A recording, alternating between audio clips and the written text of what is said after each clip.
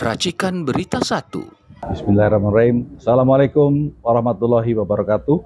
Waalaikumsalam warahmatullahi. Kembali kita berjumpa pada channel UI Watch Plus ini, di mana pada kali ini kita akan ngobrol bersama saudara kita, Bang Krisya Kartika, di mana dulu beliau adalah tokoh KNPI, ketua Bang ya?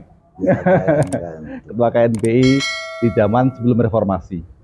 Jadi kita akan ngobrol tentang situasi saat ini dibandingkan dengan yang dulu-dulu. Dan mungkin yang akan datang, mungkin Bang Krisya ini bisa menyampaikan hal-hal yang menarik yang perlu kita ketahui.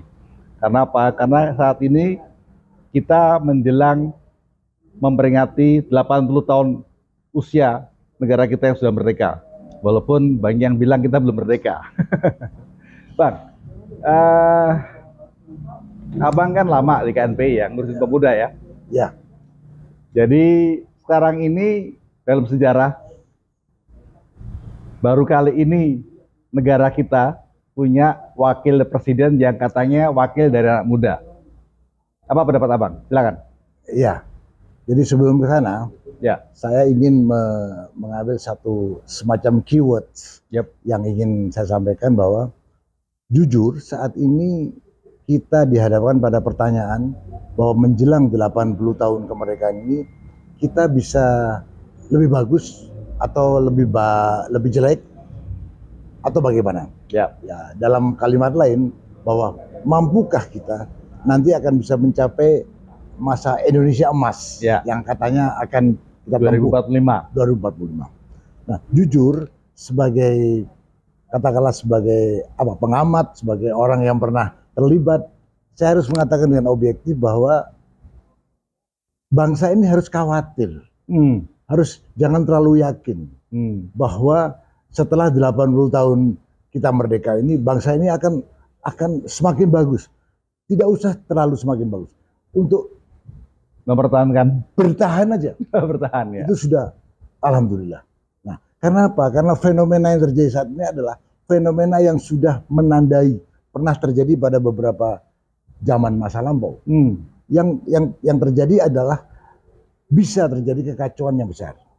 Yang terjadi sekarang misalnya seorang presiden, seorang wakil presiden. Ya. Saya terlepas dari dia seorang pemuda tidak, tapi komitmen kita sebagai bangsa ini kan pejabat, apalagi presiden dan seorang wakil presiden, itu harus komitmen pertama kan harus komitmen terhadap hukum, terhadap peraturan perundang-undangan. Nah, menarik nih. Ya, kita tahu bahwa kita semua tahu lah rahasia umum bahwa mulai dari keputusan MK dan sebagainya itu sudah menunjukkan sesuatu yang rekayasa, yang agak beda, beda dengan kalimat yang lain adalah rekayasa hukum dalam arti nasional dan implikasinya adalah internasional. Nah, karena itu menurut saya ditambah lagi dengan fenomena ke depan ini atau bahkan mulai sekarang sudah ada gerakan-gerakan yang kurang percaya bahwa seorang wakil presiden ini adalah cukup kredibel ke depan. Dan ini juga mempengaruhi masa depan bangsa ini. Betul. Maka kalau menurut saya harus ada langkah-langkah combine, kegabungan antara langkah politik dan langkah hukum yang bisa mengamankan ini. Nah, fenomena yang saya lihat sekarang, saya tidak mengatakan ini benar apa tidak, tapi saya yakin bahwa Pak Prabowo sebagai presiden ini akan menciptakan atau mengkondisikan ada perubahan-perubahan baru. Ada perubahan baru. Dengan dijadikannya Pak Lembong, dan Hasto dengan peringanan hukum, terlepas dari peringanan hukum itu sebenarnya boleh apa tidak dan sebagainya, tapi secara politis ini Pak Prabowo yang kita anggap sebagai yang mewakili kekuasaan sekarang ini berusaha untuk menciptakan keseimbangan baru. Jadi akan diciptakan keseimbangan baru dalam kekuasaan. Bisa jadi bahwa dengan terjadinya pemberian abolisi dan amnesti pada 2 orang dan beberapa lagi orang itu akan menimbulkan satu kelompok baru yang membenarkan, menyalahkan atau bahkan kelompok alternatif. Jadi akan begini terus. Nah, Indonesia akan begini terus. Nah, ini juga yang terjadi di dunia internasional, bahwa sejak tahun 1800-an sampai dengan akhir 1800-an menjelang 1900 itu ditandai dengan runtuhnya monarki, gerakan runtuhnya monarki, kerajaan yang mulai di mana di Eropa dan sebagainya. Nah, kemudian setelah itu tahun berikutnya setelah monarki itu banyak diruntuhkan, kemudian muncul lagi, termasuk di Jerman, muncul lagi gerakan yang namanya itu adalah gerakan gerakan revolusi apa? Revolusi? Belum. Ini semua bagian dari revolusi tiga ini. Nah, yang disebut dengan gerakan kaum kiri internasional. Nah, yang terakhir baru muncul adalah kaum yang disebut dengan atau gerakan yang muncul juga ditandai dengan munculnya kaum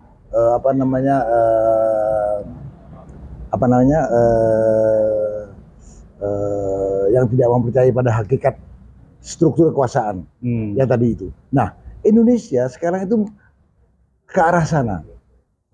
Jadi anarkisme internasional itu dulu yang pernah terjadi, sekarang ini saya khawatir dan banyak orang termasuk dalam buku terbarunya the Under Flags dan sebagainya itu, bahwa ke depan Indonesia akan menjadi bagian dari anarkisme internasional. Anarkisme itu kan sebuah paham yang anti pada struktur hierarki kekuasaan yang merugikan rakyat. Nah, ini terjadi. Nah, ini bisa berulang. Nah, ini beberapa ahli filsafat politik menilai Indonesia kembali ke sana bisa. Nah, karena itu dikaitkan dengan menjelang 80 tahun ini, jujur ada sesuatu yang perlu dikhawatirkan. Karena itu kita harus hati-hati. Anarkisme itu kan menimbulkan kekacauan. Jadi anarkisme yang internasional itu adalah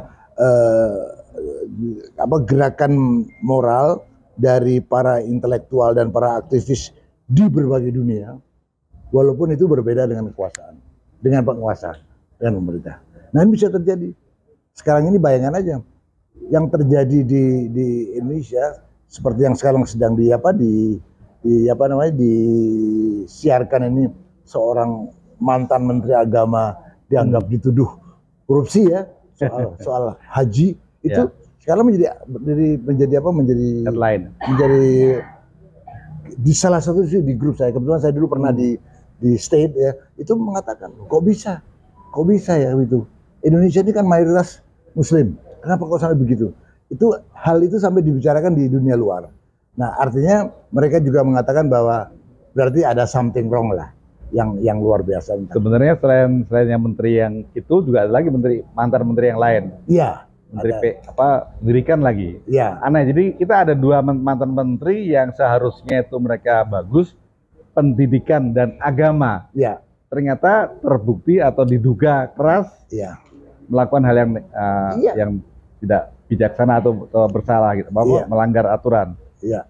Nah, kira-kira tadi Bang, saya mau merespon terkait dengan adanya kekhawatiran tadi. Kira-kira apa langkah kita supaya kita bisa siap atau paling tidak lebih baik? Nah, terima kasih. Salah satu fenomena menarik yang menandai kemungkinan akan munculnya gerakan anarkisme internasional di Indonesia ini adalah munculnya dan efektifnya kaum oligarki. Jangan sangka kaum oligarki itu tidak hanya dia hubungannya dengan internasional yang itu tidak terlalu terkait dengan struktur kekuasaan yang ada. Nah, karena itu maka oligarki dan kemungkinan juga, jadi ada yang positif, ada yang negatif, tapi gerakan anarkisme internasional ini bukan mustahil melanda Indonesia. Dan kalau bisa terjadi seperti itu, maka ini sebenarnya saya tidak meramal. Sebenarnya ini agak mengkhawatirkan, tapi mungkin agak sesuai dengan pemikiran presiden sekarang. Paradoks itu. Bukan paradoks itu. Kalau tidak salah, kalau saya boleh mengkaji ya.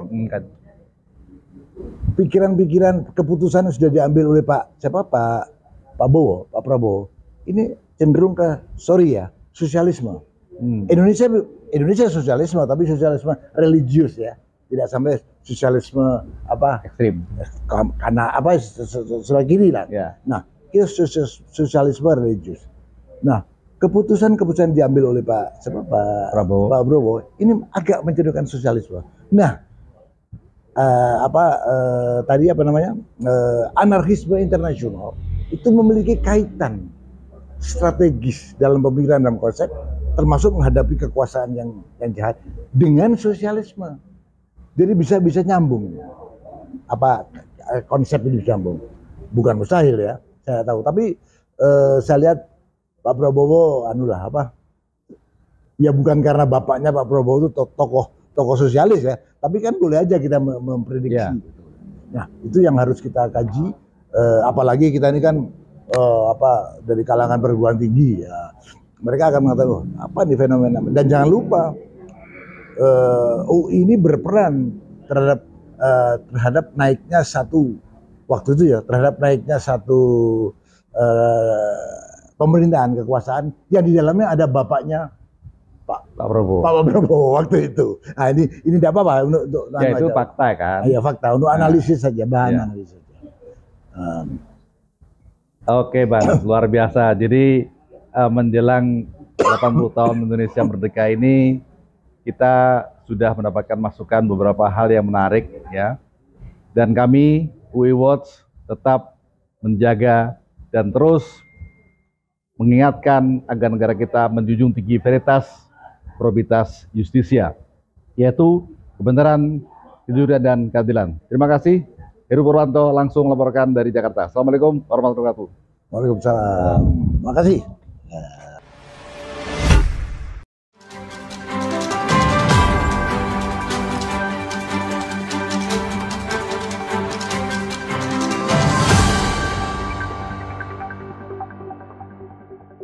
Racikan Berita 1.